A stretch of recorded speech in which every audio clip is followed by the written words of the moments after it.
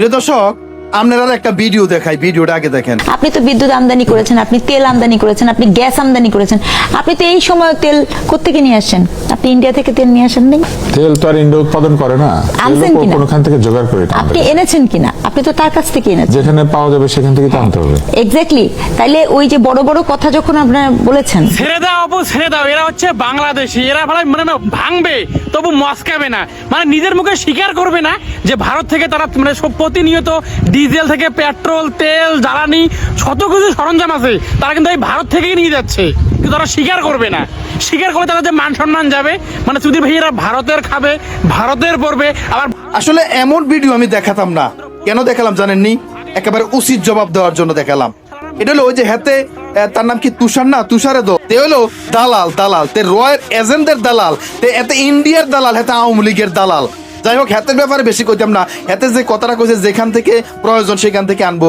India থেকে তেল আনছে, হ্যাঁ, যদি ইন্ডিয়া থেকে তেল, কারেন্ট, বিদ্যুৎ আইনা থাকে আনতে পারে, এটা অস্বীকারে কিচ্ছু না।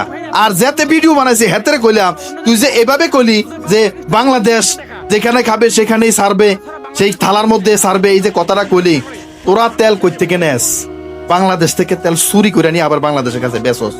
আর আমরারও মগর ফোরা কোফাল, আমরারও ফোরা কোফাইল্লা জাতি আমরা, বুঝছেননি?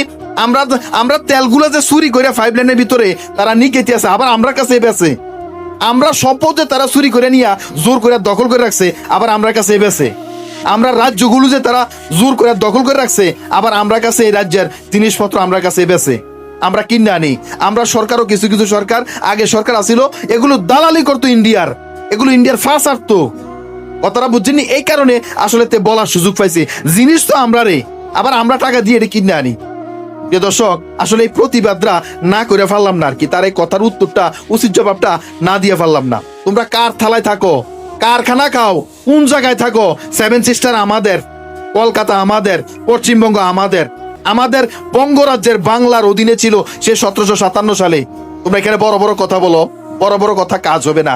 আমাদের বাংলাদেশের দালালদের কারণে তোমরা এগুলো দখল করে রাখছো। এই তুষার সহ, আওয়ামী দালাল সহ আরো যে দালাল গুলো আছিল, এই দালালের কারণে তোমরা দখল করে রাখতে পারছো।